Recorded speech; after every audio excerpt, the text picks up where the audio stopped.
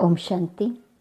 जीवन को पलटाने वाली एक अद्भुत जीवन कहानी, भाग 1, पार्ट 13, पेज नंबर 2432 260, 243 से 260।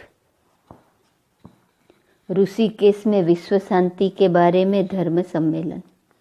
उसी वर्ष विश्व शांति सम्मेलन में सम्मिलित होने के लिए एक निमंत्रण आबू में यज्ञ माता के पास आया था। यह निमंत्रण पत्र शिवानंद जी ने ऋषिकेश से भेजा था। उन्होंने ही उस सम्मेलन का आयोजन किया था।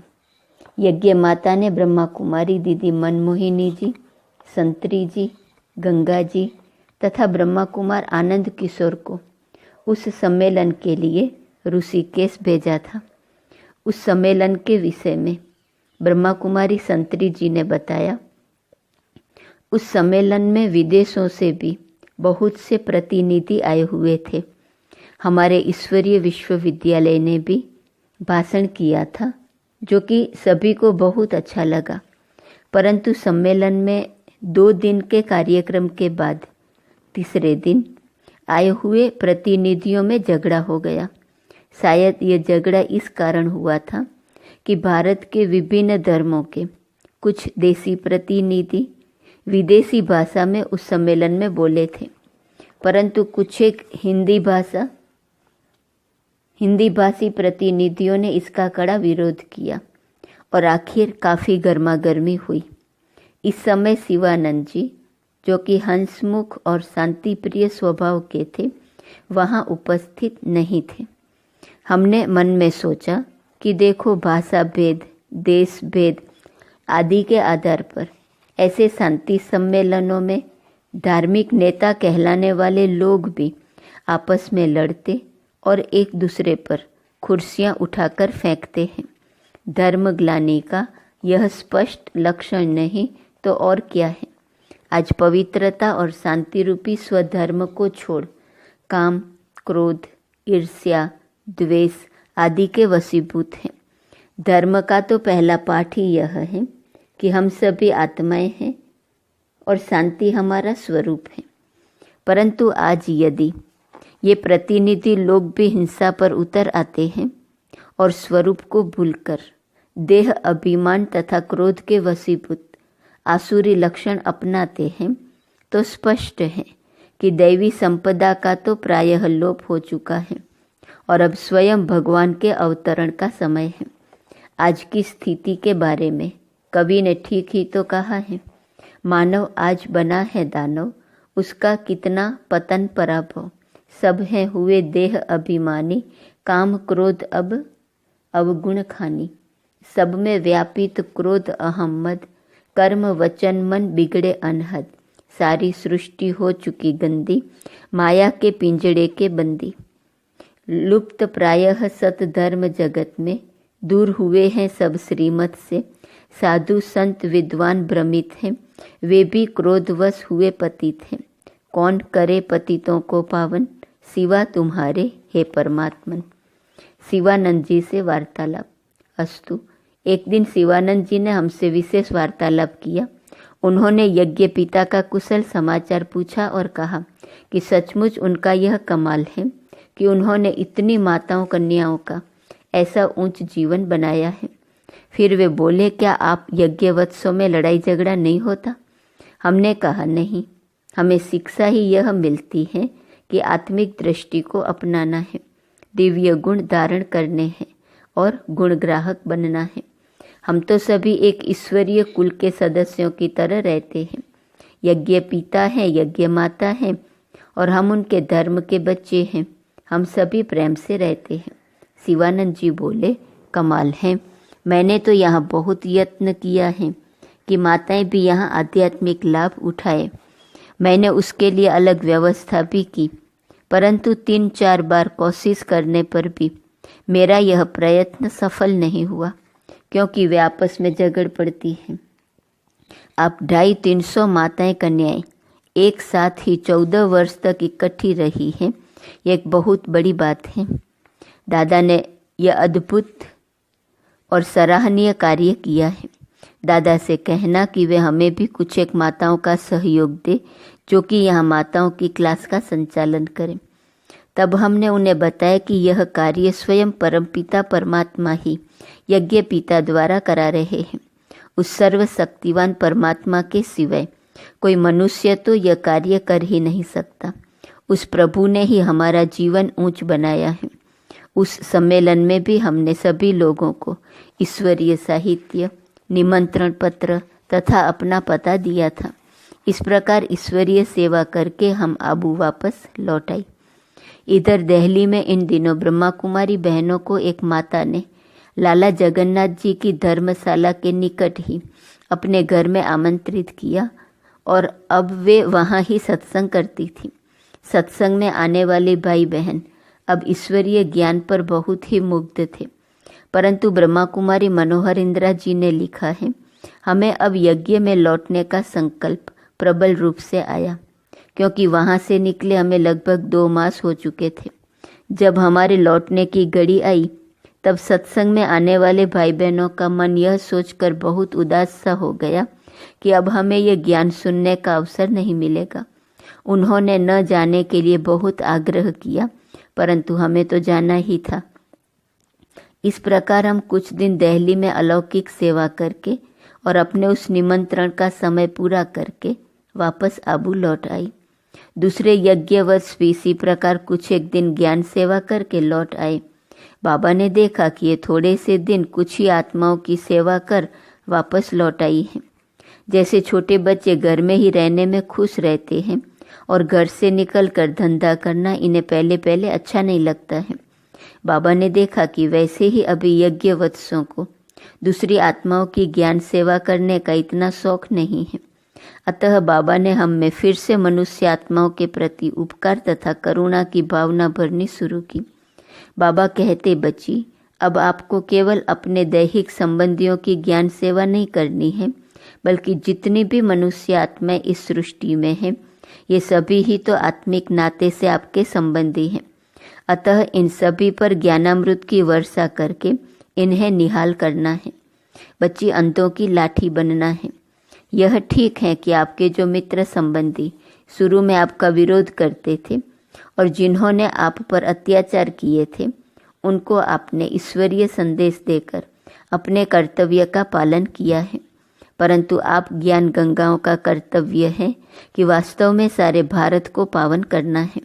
नदियाँ एक जगह ठहरती नहीं हैं, बल्कि नगर नगर से बहती हुई जन जन की प्यास बुझाती हैं।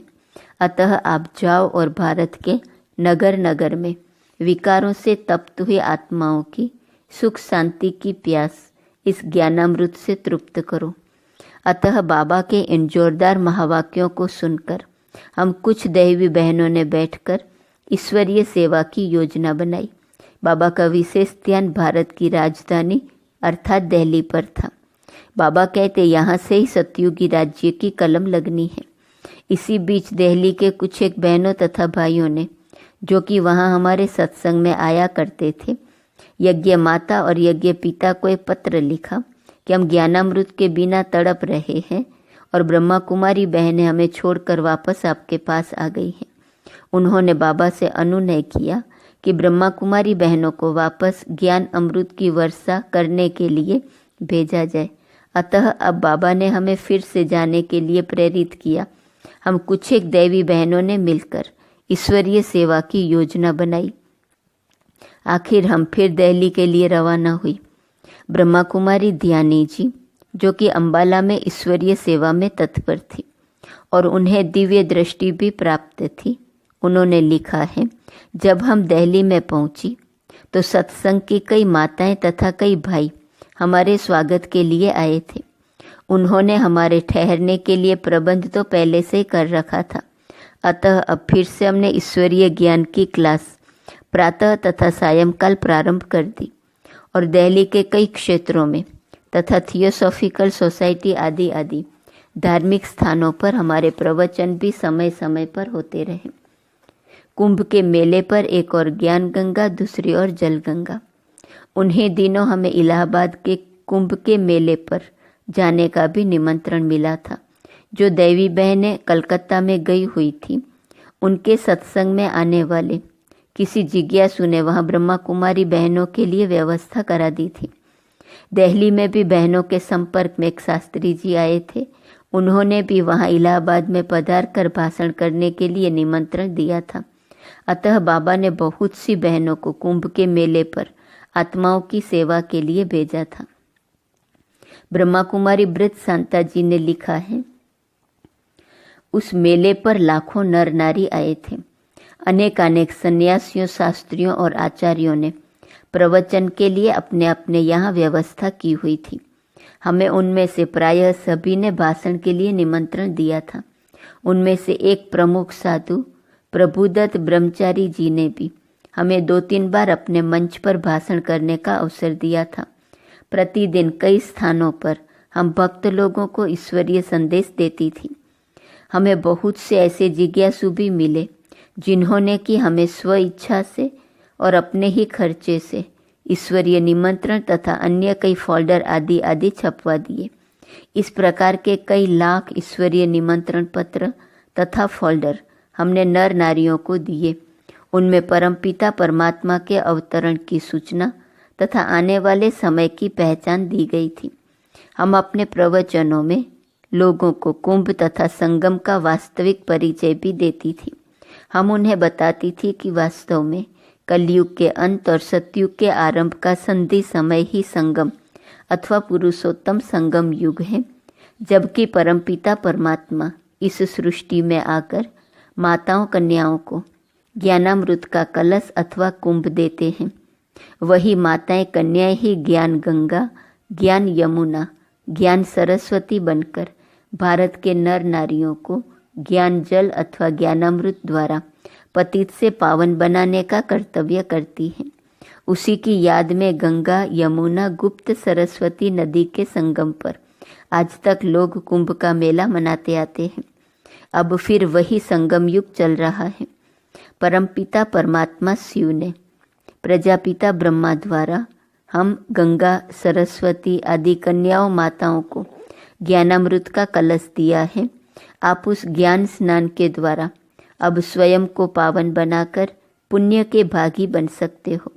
यह जल तत्व तो केवल शरीर को ही पावन कर सकता है, आत्मा इससे पावन नहीं होती। आत्मा ज्ञान स्नान से पावन होती है।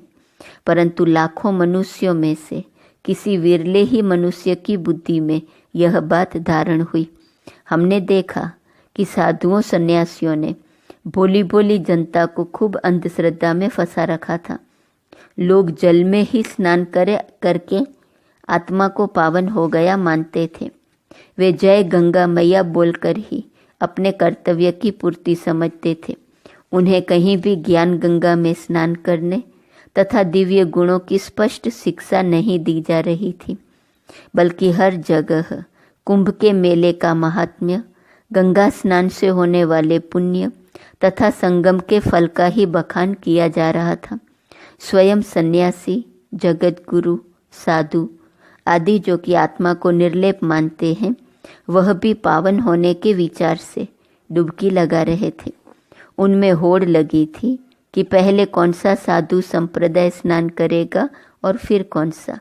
इसी होड़ तथा जनता की अनियंत्रित भीड़ भाड़ के परिणाम स्वरूप वहाँ एक पुल भी टूट गया था और कई लोग भगदड़ में मरे भी, और पुल टूटने से दुर्घटना और मृत्यु के शिकार हुए थे। परंतु फिर भी मनुष्यों ने कोई शिक्षा ग्रहण नहीं की।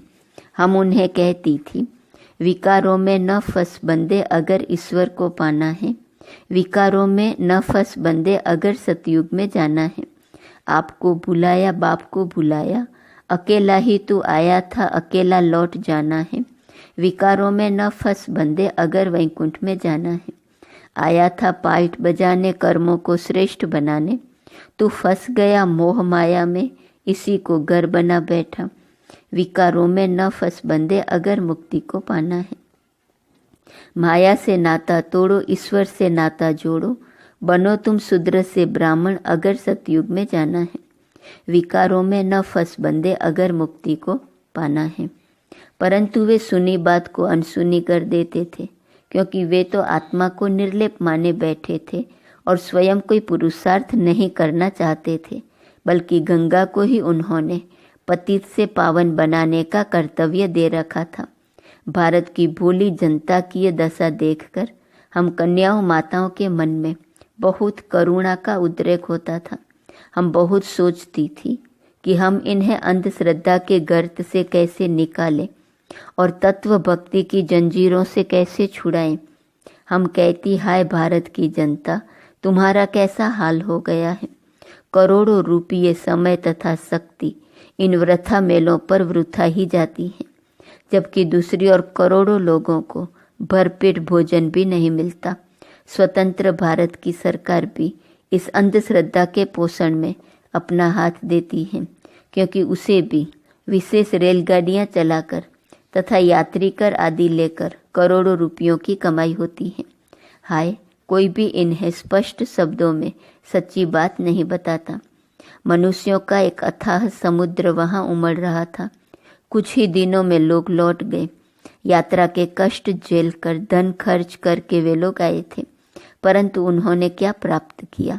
हमारे मन में बहुत दया आती कि हम कन्याएं माताएं ही अब भारत के जन जन की अथाह ज्ञान सेवा करेंगी। इस प्रकार लोगों के संपर्क में आने से हमें संसार की हालत का और अच्छी तरह पता चला। हमने अनुभव किया कि सचमुच आज दुनिया की ऐसी हालत हो गई है और आज इंसान अंधश्रद्धा, तत्व पूजा तथा गुरुडम की जंजीरों में ऐसी बुरी तरह जकड़ चुका है कि उसे इनसे मुक्त करना किसी मनुष्य की सामर्थ्य से बाहर है। स्वयं सर्वशक्तिवान परमपिता परमात्मा ही इन्हें अज्ञान की गहरी नींद से जगा सकते हैं। सचमुच परमपिता परमात्मा का इस समय जो अवतरण हुआ है वह बिल्कुल ठीक समय हुआ है। अतः हमें ये शब्द याद हो आते थे, धर्मों के बाजार में है धर्म खो गया, गुरुओं की भरमार में है ज्ञान खो गया, सुख दुख की दौड़ होड़ में सुख भी खो गया, निराश और अनाथ बन मनुष्य रो रहा, प्राण प्राण में दुखों की लग रही अगन, फिर से जग में आ गए हैं शिव पतित पावन, आ गए हैं साधु संतों को तारने, आ गए हैं भक्त जन के दुख निवारने, आ गए हैं पापियों को फिर उधारने, आ गए हैं बिगड़े भाग्य को संवारने, आ गई प्रभात करती रात का हरण, फिर से जग में आ गए हैं शिव पतित पावन। अब एक और देश और धर्म की हालत को देखकर और दूसरी ओर परमपिता परमात्मा के वर्तमान समय हुए दिव्य अवतरण को जानते हुए हम वहाँ सभी मनुष्य आत्माओं को स्नेह से और उनकी शुभ चिंतिका होकर कहती थी, उठो अब रात बीत चली प्रभात देख लो, उठो कंगाल सिर पे अपने दोहरा ताज लो, युगों की आस मन की माने आज तृप्ति लो, मनुष्य सारे बंधनों से आज मुक्ति लो। भगवान आ गए हैं करने आस को पूर्ण, फिर से जग में आ गए हैं शिव पतित पावन। ये वक्त की पुकार है पवित्र अब रहो, ये जिंदगी का सार है शिव के हो रहो। विष का लेन देन आज अब ही छोड़ दो, अंत का ये काल अब तो राह मोड़ दो। बढ़ते जा रहे हैं महामृत्यु के चरण, फिर से जग में आ गए हैं शिव पतित पावन। वे हमारे इस ईश्वरीय संदेश पर ध्यान नहीं देते थे, क्योंकि वे तो गंगा जल में डुबकी लगाने से ही पावन होने की आशा लिए बैठे थे। फिर भी हम अपना कर्तव्य पालन करने के लिए लोगों को कहती रहती, तुम्हें पावन बनाने को स्वयं भगवान आए हैं, उठो अब नींद को त्यागो, जगाने आज आए हैं। भागीरथ ब्रह्मा के तन से वे देते ज्ञान है उज्जवल, नहा लो ज्ञान गंगा में, यही संदेश लाए हैं। तुम्हें पावन बनाने का स्वयं भगवान आए हैं, उठो अब नींद को त्यागो, जगाने आज आए हैं। ईश्वरीय सेवा केंद्रों की स्थापना। अब दिल्ली में तो एक ईश्वरीय सेवा केंद्र कमला नगर में स्थापित हो ही गया था। इधर जो ब्रह्मा कुमारी बहनें इलाहाबाद गई थी, उन्हें कानपुर में आकर ईश्वरीय ज्ञान की शिक्षा देने के लिए निमंत्रण मिला था। कानपुर में जब उस निमंत्रण पर जाना हुआ तो वहाँ के एक प्रसिद्ध व्यक्ति बाबू हरविलास राय के संपर्क में आए। वह वहाँ के एक उद्योगपति थे। विभिन्न धार्मिक संस्थाओं जैसे कि आर्य समाज, गुरुद्वारों की प्रबंधक कमेटी, आहलूवालिया बिरादरी आदि आदि कमेटी के मान्य सदस्य अथवा प्रधान भी रह चुके थे और उनके यहाँ प्रायः साधु संत आकर प्रवचन करते तथा ठहरा करते थे। उनकी धर्मपत्नी ने तथा उन्होंने इस ईश्वरीय ज्ञान को समझा और अपने ही विशाल बंगले का एक भाग इसी ईश्वरीय सेवा अर्थ बहनों को रहने के लिए दिया। अतः वहाँ भी एक ईश्वरीय सेवा केंद्र खुल गया।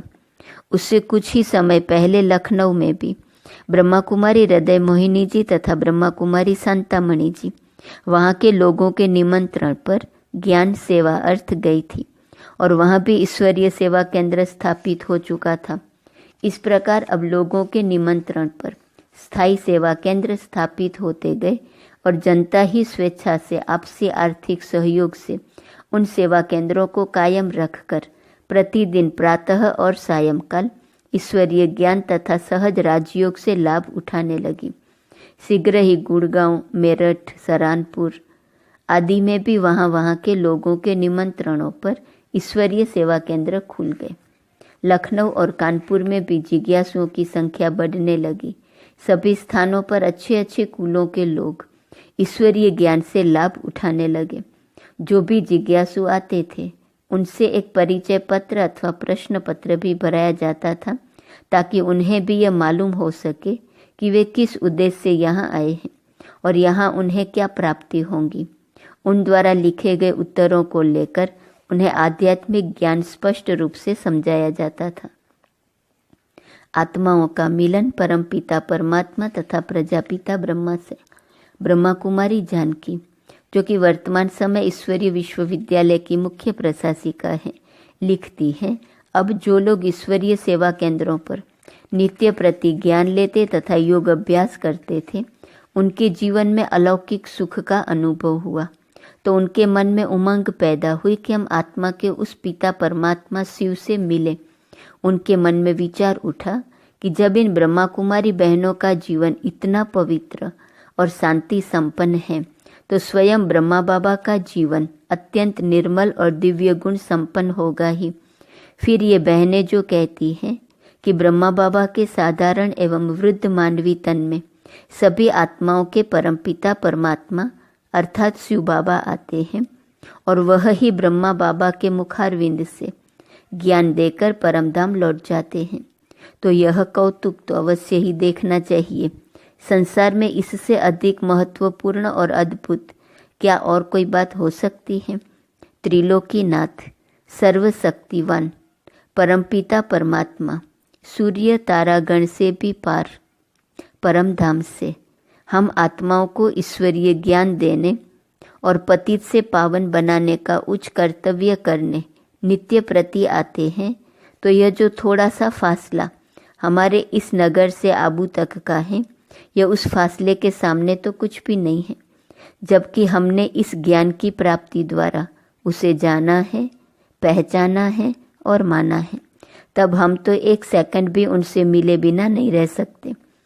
अरे हम जिस पिता को जन्म जन्मांतर पुकारते थे, मंदिरों, गुरुद्वारों, तीर्थों, पर्वतों की गुफाओं, निर्जन जंगलों और हृदय की गुहा में ढूंढते थे, अब वह हमारे मन का सच्चा मित्र, वह प्रियतम प्रभु आ गया है, तो हम उससे मिले बिना एक क्षण भी कैसे रह सकते हैं। उसका परम धाम से आना तो हमारे लिए आह्लाद का विषय है और हमारा मन तो इस तन की रेल यात्रा के लिए भी नहीं रुकना चाहता, बल्कि वह तो आकाश मार्ग से वायुयान की रफ्तार से उड़ने का धीरज भी अब नहीं कर सकता। वह तो सीधे ही पहुंच गया है, परंतु यह तन भी अब यहाँ पड़ा रहना नहीं चाहता। इसके रोम रोम में अब एक नशा बस रहा है और यह भी मन का ही साथ देना चाहता है और लपक कर अपने उस प्रभु का हो जाना चाहता है। अतः वे जिज्ञासु ब्रह्मा कुमारी बहनों से कहते, बहन जी अब हम अधिक इंतजार नहीं कर सकते, हमने इस ज्ञान को समझने में ही इतना समय लगा दिया है, हमें तो यह समय भी अखर रहा है। ईश्वरीय यज्ञ में जाने के लिए नियम। परंतु वे कहती, अभी आप बाबा से मिलने नहीं जा सकते, वहाँ यज्ञ में वही जा सकता है जो ब्रह्मचर्य का पालन करता हो, बाजार में बनी चीजें अथवा तामसिक पदार्थ न खाता हो, धूम्रपान न करता हो, जिसने अपने जीवन में अलौकिक परिवर्तन अर्थात पवित्रता लाई हो, अपनी दृष्टि तथा वृत्ति को शुद्ध किया हो और जिसे ईश्वरीय ज्ञान में संपूर्ण निश्चय हो। हमें शिव बाबा की आज्ञा है कि उनसे मिलने के लिए केवल उन्हीं को ले जाया जा सकता है जो सपूत बच्चे बने हो और जिन्होंने आत्मा के पिता को पहचाना हो। जिज्ञासु पूछते, बहन जी, सपूत बच्चा किसे कहा जाता है और निश्चय बुद्धि के क्या चिन्ह अथवा लक्षण हैं? बहनें कहती, सपूत बच्चा वह है जो बाप की आज्ञा पर चलता है। बाप की आज्ञा यह है कि मन वचन कर्म से पवित्र बनो तथा योग युक्त बनो। पवित्रता में ब्रह्मचर्य का पहला स्थान है, क्योंकि उसके बल से ही दूसरे के मनोविकारों को भी जीता जा सकता है। पवित्रता के बल से ही दूसरे मनोविकारों को भी जीता जा सकता है और उसी के आधार पर ही आत्मा का योग भी परमात्मा से लग सकता है। जो इस पहले नियम का पालन करता है तथा अपना आहार व्यवहार शुद्ध करता है, वही शिव बाबा का आज्ञाकारी सपूत तथा योग्य बच्चा है। वही उनसे मिल सकता है। ज्ञान में निश्चय होने का प्रमाण मनुष्य के निजी आचरण से मिलता है। यदि किसी मनुष्य को इस ईश्वरीय ज्ञान में निश्चय होगा तो उसके जीवन में अवश्य ही परिवर्तन आया होगा। उसने अपने तमोगुणी स्वभाव को बदला होगा, खराब आदतों को छोड़ा होगा और अब वह ज्ञान के नियमों के अनुकूल चलता होगा। कई जिज्ञासु कहते, बहन जी, हमें बहुत सी बातों में तो निश्चय है, कुछ एक में नहीं है। वहाँ आबू जाकर शायद वह भी निश्चय हो जाएगा। अन्य कहते, बहन जी, हमारे जीवन में कुछ परिवर्तन तो अवश्य आया है, परंतु हमारे संस्कार ऐसे कड़े हैं कि हम इस काम महाशत्रु पर विजय नहीं पा सकते। आप हमें आबू में बाबा के पास ले चलिए, शायद वहाँ जाकर उनसे सन्मुख मिलने पर हम अपने इस संस्कार को भी ठीक कर पाएंगे। हम ब्रह्मा कुमारी बहनें कहती, ब्रह्मचर्य व्रत से ही बुद्धि दिव्य होती है, ज्ञान ही दिव्य चक्षु है। दिव्य बुद्धि और दिव्य चक्षु द्वारा ही तो परमात्मा को जाना जा सकता है। अगर बुद्धि दिव्य नहीं हुई होगी तो वह परमपिता परमात्मा के पवित्र ज्ञान रूप अमृत को धारण कैसे कर सकेंगी? ज्ञान रूपी प्रकाश नहीं होगा तो मन रूपी आँख प्रभु को देखेंगी कैसे? अतः पहले आप ब्रह्मचर्य व्रत का पालन करके बुद्धि को दिव्य करो और ईश्वरीय ज्ञान की अच्छी तरह धारणा करके निश्चय बुद्धि बनो, तभी हम आपको ले चलेंगी। ब्रह्मचर्य की धारणा न होना ही इस बात का प्रमाण है कि अभी आप में स्त्री पुरुष का भान है, अर्थात अभी आपकी देह दृष्टि है और आप आत्मा को देखने के बजाय शरीरों को देखते हैं और स्वयं को भी देह मानते हैं। देह दृष्टि और देह बुद्धि होने पर आप तो ब्रह्मा बाबा की भी देह को ही देखेंगे। आप आत्माओं में से परम जो परमात्मा शिव ब्रह्मा बाबा के तन में आते हैं, उन्हें तो आप देख नहीं सकेंगे। देह बुद्धि होने के कारण आपकी बुद्धि ज्ञान के सूक्ष्म रहस्यों को तो पकड़ नहीं सकेंगी और सूक्ष्माति सूक्ष्म परमात्मा को पहचान नहीं सकेंगी। अतः अगर आपने ब्रह्मचर्य व्रत की धारणा नहीं की होगी और हम आपको आबू बाप दादा के पास ले चलेंगी तो हमें दंड मिलेगा। जिज्ञासु कहते, बहन जी, क्या बाबा दंड भी देते हैं? बहन जी, हमारा तो यही निवेदन है कि आप हमें ले चलिए, शायद वहाँ जाने से हमारा निश्चय पक्का हो जाएगा। ब्रह्मा कुमारी बहनें कहती, निश्चय तो ज्ञान से पक्का होता है। ज्ञान बुद्धि में धारण होता है, तब धारण होता है जब मनुष्य ब्रह्मचर्य व्रत का पालन करता है और अन्न दोष तथा संग दोष से बचता है। अतः पहले आप नियमों का पालन करो ताकि आपके निश्चय की नींव पक्की हो। यदि आप परमपिता परमात्मा से मनोमिलन मनाने के लिए और उनसे परम आनंद और अवर्णनीय अतीन्द्रिय सुख की प्राप्ति के लिए इतना त्याग भी नहीं कर सकते, काम रूपी विष को नहीं छोड़ सकते, तो हम आपको बाप दादा के पास ले जाने में असमर्थ हैं। आप इतने अनमोल चीज को पाना चाहते हैं, परंतु उसके लिए इस काम रूपी दुखदायक चीज को भी नहीं छोड़ सकते। इससे स्पष्ट है कि आपने यह ज्ञान अभी नहीं समझा है।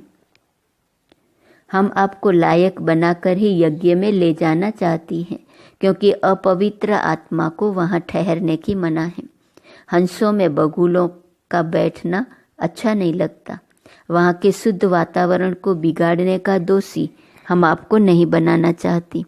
आप पहले बुद्धि रूपी कलश को काम रूपी विष से खाली कर इसे ज्ञान रूप अमृत से भरो, तभी हम आपको उस सर्वोत्तम पिता के पास ले चलेंगी, वरना हमें भी दंड मिलेगा। जानते हो ऐसी कच्ची अवस्था वाले जिज्ञासु को लाने वाली ब्रह्मा कुमारी के बारे में बाबा क्या कहते हैं और उसे वे क्या दंड देते हैं? बाबा इस विषय में एक प्रसिद्ध आख्यान सुनाते हैं। वह आख्यान यह है कि एक परी मृत्युलोक के किसी मनुष्य को देवलोक में अथवा इंद्र की सभा में ले गई थी। वहां दूसरे देवी देवताओं के मन में ऐसा महसूस हुआ कि आज इस सभा में मृत्युलोक का कोई विषय व्यक्ति किसी तरह आ बैठा है। अतः सभा में वायुमंडल बिगड़ने के कारण थोड़ी हलचल हुई। आखिर इंद्र ने पूछा कि कौन परी इस विकारी दृष्टि तथा शुद्ध वृत्ति वाले मनुष्य को इंद्र सभा में लाई है।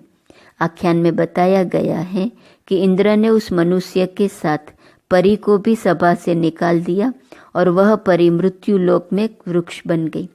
बाबा यह आख्यान सुनाकर समझाते हैं कि यह आख्यान इसी इंद्र सभा के बारे में है। ज्ञान और योग के परों से युक्त व्यक्ति यदि इस कलयुगी मृत्यु लोक से किसी वासना युक्त मनुष्य को यहाँ शिव बाबा के पास तथा ब्रह्मा बाबा के पास अर्थात ज्ञानामृत की वर्षा करने वाले इंद्र की सभा में लाता है, तो वह यहाँ के पवित्र तपस्या से निर्मल हुए वातावरण को बिगाड़ने का दोषी बनता है और इस पाप का दंड भोगता है। यो कोई मनुष्य कभी भी वृक्ष नहीं बनता, परंतु बाबा कहते हैं कि वह यज्ञवश वृक्ष की तरह अवाक अर्थात मुक बन जाता है, अर्थात वह सांसारिक बातें भले ही कर ले, परंतु वह ईश्वरीय ज्ञान नहीं बोल सकता। अतः हम आपसे कहती हैं कि आप पहले उस सच्ची सच्ची इंद्र सभा में जाने के योग्य बन जाओ। पहले आप मोती चुगने वाले गुण ग्राहक हंस बन जाओ। इस प्रकार जिज्ञासुओं को पवित्र बनने की प्रेरणा भी मिलती और उन्हें यह सोचकर खुशी भी होती कि इस सत्संग अथवा यज्ञ के कुछ नियम हैं और ये ब्रह्मा कुमारी बहनें इन नियमों पर बहुत दृढ़ रहती हैं। कुछ जिज्ञासु तो पवित्रता की धारणा के लिए पुरुषार्थ करते थे और कई तो हताश होकर छोड़ भी जाते थे। वे कहते कि यह बड़ी ऊंची मंजिल है, यहाँ के बहुत कठिन नियम हैं, हम इन पर नहीं चल सकते। कई ऐसे भी होते जो कहते हम इस एक जन्म में प्रभु के लिए सब कुछ करने को तैयार हैं। काम विकार तो है ही नरक का द्वार, इसे छोड़ना क्या कठिन है, जबकि इसे छोड़ने से हमें प्रभु मिलते हैं। इसे तो हम 1 सेकंड में छोड़ देंगे। अन्य कोई जिज्ञासु कहते, बहन जी हम तो संपूर्ण निश्चय बुद्धि हैं, हम कम से कम 1 मास से तो ब्रह्मचर्य व्रत का पालन कर रहे हैं। हमारा खान पान अब शुद्ध है, हमारे संस्कारों में भी परिवर्तन आया है, हमारे कुटुंबी तथा हमारे अड़ोसी पड़ोसी इसके गवाह हैं। अतः आप हमें तो ले चलो। हम आपको लिख कर देते हैं कि हमें पूर्ण निश्चय हो चुका है। अब उस बाप को मिलने के लिए हमारा मन तड़प रहा है। ऐसे जिज्ञासुओं को बहनें यज्ञ में बाप दादा और यज्ञ माता के सामने ले जाती। माया मर्दिनी तपस्विनी माँ, बलिदानों की नव परंपरा मर्जीवा वत्सों ने डाली। दैवी वत्सों की संभाल कर स्नेह छाँव में उन्हें पालकर उनमें जीवन नया डालकर माँ तुमने दिया कमाल कर। तुमने ऐसे सत्य सुनाए, ज्ञान योग के मर्म बताए। शक्ति सैन्य थी सेनानी, जागृति मर्म उच्चारने वाली। उठो उठो है भारतवासी, अब यह सृष्टि बदलने वाली। किया ज्ञान शिव का उच्चारण और मिटाया मोह आवरण, कर सारा अज्ञान निवारण और सरस्वती बन गई तपोधन। सरस्वती मैया और ब्रह्मा बाबा। सरस्वती मैया जो कि कामधेनु के समान सबको वर दिलाने वाली हैं, कहती हैं, लाडले बच्चों, तीव्र पुरुषार्थी बनने के लिए 2 बातें आप सदैव याद रखो। एक बार जो भूल हो जाए उसे दोबारा न होने दो, और दूसरा, शिव बाबा की शिक्षाओं को जीवन का अंग बनाने में तत्पर रहो। ब्रह्मा बाबा जो कि कल्प वृक्ष के नीचे तपस्या करने वाले कपिल मुनि हैं के कमल मुख द्वारा शिव बाबा कहते हैं, प्यारे बच्चों, अब आप पवित्र एवं योगी बनो, क्योंकि मुझे इस सृष्टि को फूलों का बगीचा बनाना है। वत्सों, यह बड़ा ही अनमोल समय है, इसे व्यर्थ न जाने दो। ओम शांति।